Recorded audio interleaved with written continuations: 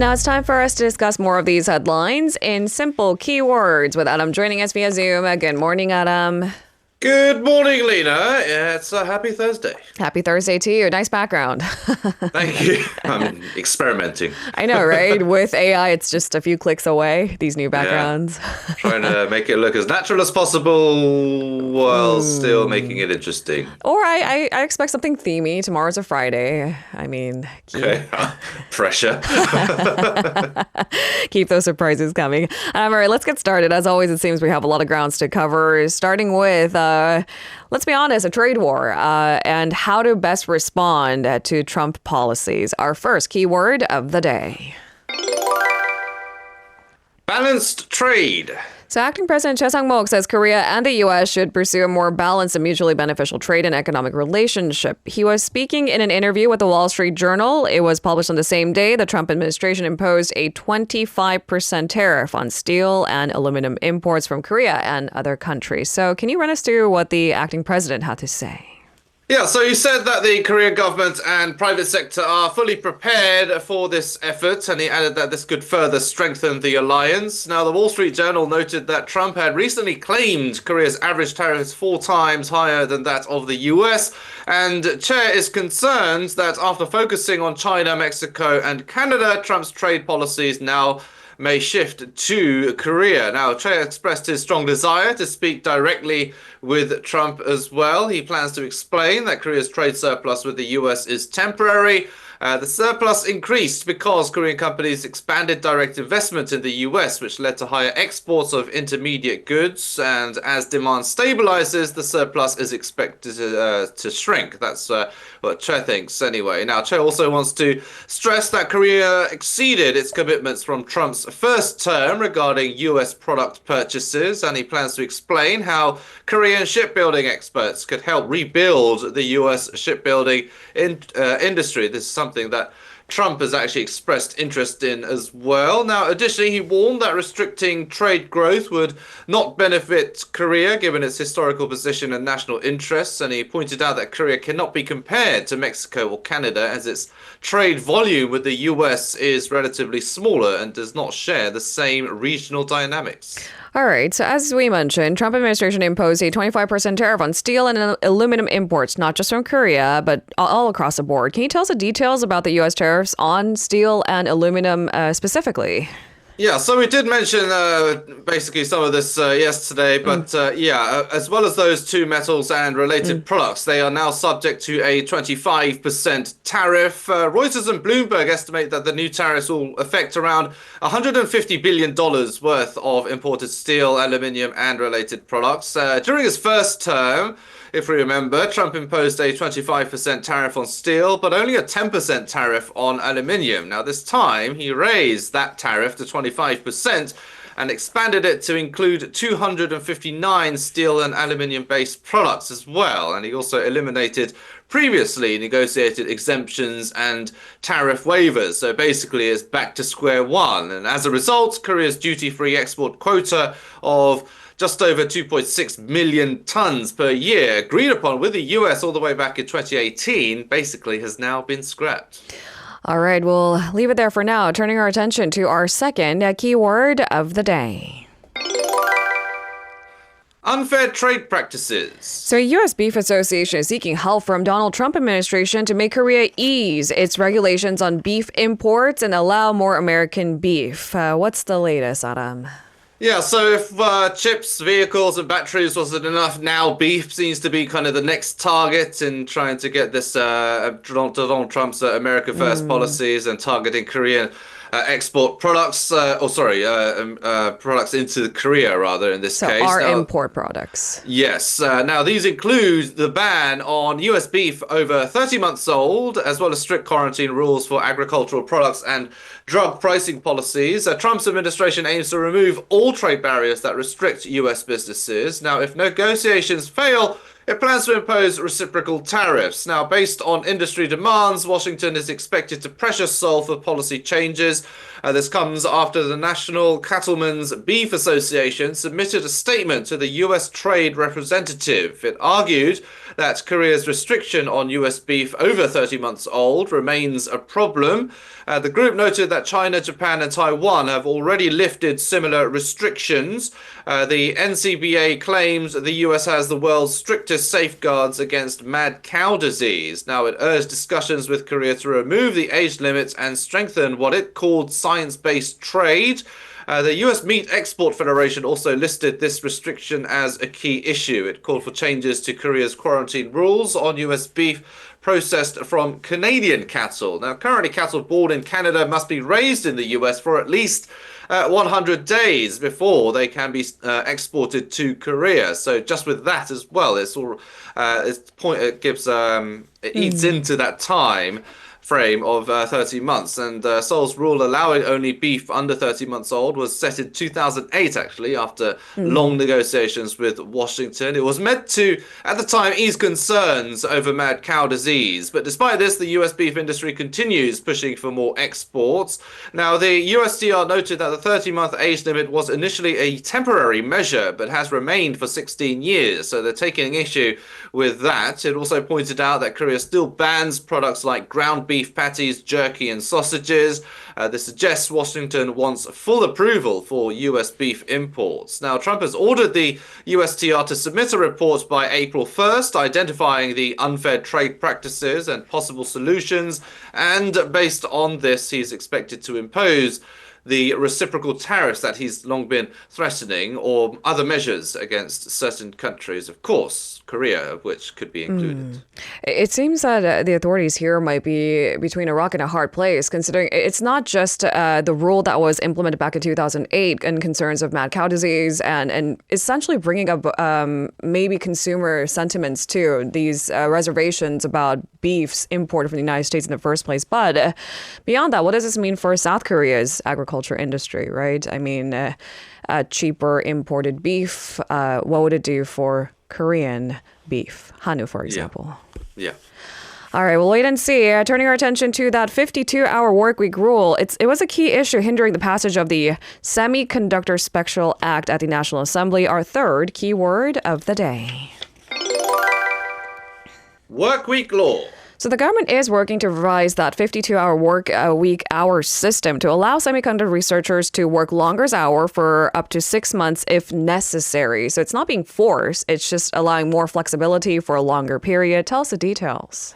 Yeah, so these are more focused on researchers or personnel in these important industries or future industries such as semiconductors and other AI and things like Quantum that. computing. Quantum computing and things where maybe longer hours may be needed for Korea to be competitive, basically, without the restrictions of the 52-hour work week. So the government is trying to make it basically a bit more flexible. Now, the special extended work approval allows workers to exceed the legal limit on overtime under certain unavoidable circumstances. And with worker consent and approval from the Labour Minister, companies can extend working hours up to 64 hours per week. Now, currently for semiconductor R&D, the maximum approval period for each request is 3 months, and companies can extend it up to 3 times, allowing a total of 12 months. However, businesses have found it difficult to repeatedly go through the complex approval process every 3 months. Now, the key change in the amendment is extending the maximum approval period per request to 6 months, so they don't have to go through that complex process every time. Now, while the total allowable period remains at 1 year, companies, of course, can now choose between applying for 3-month extensions multiple times or opting for a 6-month approval with only 1 extension, reducing administrative burdens. Now, the criteria for extending special approval will also be simplified as well. Previously, companies had to meet 4 conditions: necessity of extension, appropriateness of the extended period and work hours, suitability of the workers involved, and health protection measures. However, vague standards kind of made it a bit difficult for companies to comply. The Labour Ministry has now clarified that R&D work excluding routine maintenance qualifies as a necessary reason for for extension. Additionally, in cases where it is unavoidable, production workers can now be included in the special extended work category along with R&D personnel. And to protect worker health, companies using the 6-month extension must follow stricter regulations as well. In the first 3 months, for example, employees can work up to 64 hours per week, but for the last 3 months, the maximum is reduced to 60 hours. And additionally, companies using the 6-month approval must conduct mandatory health checkups for workers as well. Meanwhile, those opting for 3-month approvals can continue working up to 64 hours without the additional health checkup requirements. Now, the measure aims to, of course, prevent excessive use of the 6-month extension system as well, so that there is some incentive to use the 3 months rather than the 6-month system. So there's options for these companies and workers alike. All right, let's move on to our fourth keyword of the day. Tax system. So Korea plans to overhaul its inheritance tax system by replacing the current estate tax with an inheritance acquisition tax starting in 2028. So as we know, Korea has the highest inheritance tax rate. We rival only Japan. It can go up to 50% is the short end of it. Now, this marks the first major revision to Korea's inheritance tax system in 75 years. Tell us the details. Well, as is the case with all things tax, it can get very complicated with a lot of numbers. It really does, because it might benefit some, but it could perhaps inadvertently hurt others without us realizing it. Yeah, there could often be a lot of tensions and feuds happening within families as well because of this. But I've broken it down as simply as I can, so try to keep up. But but I've simplified it as much as possible. But basically, right now, taxes are based on the total estate left behind. But under the new system, each heir will pay taxes only on what they personally inherit. This is the same way, basically, gift taxes work. Because of the estate will be split among multiple heirs, the tax rate for each person will be lower, reducing the overall tax burden. However, since each heir's tax must be calculated separately, the process will be more complicated. Now, if the National Assembly approves the law this year, the government will spend the next 2 years updating the system, and the new tax rules would then start in 2028. Now, under the current system, heirs sometimes end up paying more taxes than they should because the total estate is taxed at a high rate. And the new system makes it fairer by taxing each person only on their share. Now, among the 24 OECD countries that have inheritance taxes, only 4, including Korea, still use the old system. The US and the UK are actually included. Now, the government believes this reform will bring Korea in line with global standards. The way tax deductions are applied will also change as well. Right now, a flat 5 billion won deduction applies to the entire estate, but plus at least 5 billion won for a spouse as well. This means that estates worth up to 10 billion won often don't pay taxes. Now, under the new system, each child will get a 5 billion won deduction, up from 50 million won now. Parents and children will get a 5 billion won deduction, while siblings and other heirs will get 2 billion won. A spouse can inherit up to 10 billion won tax-free, even if it exceeds the legal share. The overall deduction limit for a spouse will still be 30 billion won, so the cap remains at 30 billion. Now, the government will also introduce a minimum deduction of 10 billion won.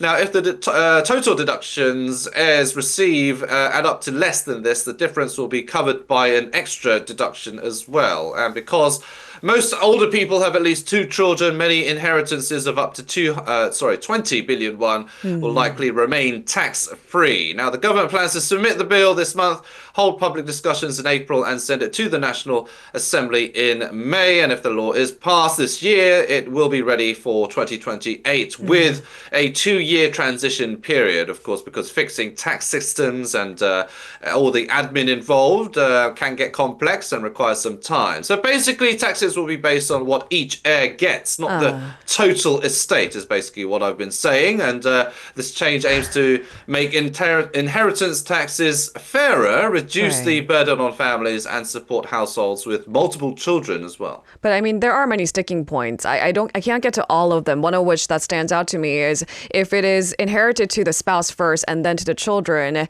So they would get a tax break when it is inherited to the spouse, but the children might have to eventually pay more. So it's not all a win-win situation, but nonetheless, this reform has been talked about for decades. So here we are. You can't please everyone, I'm afraid. I don't think there will ever be a single tax law that does that. All right, on to our final keyword of the day.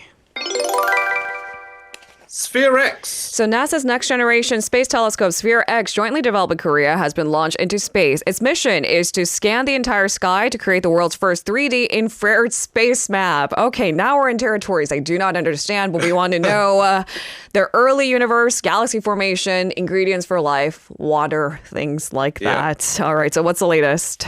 Yeah, basically having a more immersive, I think, representation of the universe and Earth itself. And the beginning of the universe. And the beginning of the universe and all that. Astrophysics, basically, and the astronomy. Now, it was launched on March 12th, so yesterday at 10 p.m. Korea time from Vandenberg Space Force Base in California aboard a SpaceX Falcon 9 rocket.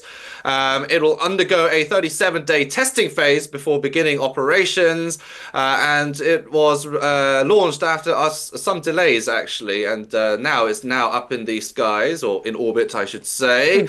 And basically what it does, it can detect invisible light. Its main feature is basically to perform spectral analysis in the infrared range, which cannot be done on the ground. So they have to send something into space to do that, which SPHEREx is doing, and it basically allows the creation of a multicolored map, helping scientists determine celestial objects' distances, compositions, sizes, and brightness. It's basically like a smartphone's panorama mode when you're taking a picture, basically, and it slowly shifts its angle to capture a complete image of the universe and map out a 3D space map. So basically researchers can analyze the universe's structure in detail, and it'll help clarify or identify icy and water-rich celestial bodies that could support life, maybe. And of course, it could investigate what caused the rapid expansion of the universe after the Big Bang as well. So yeah, some interesting possibilities with this telescope, and it was jointly developed by Korea, which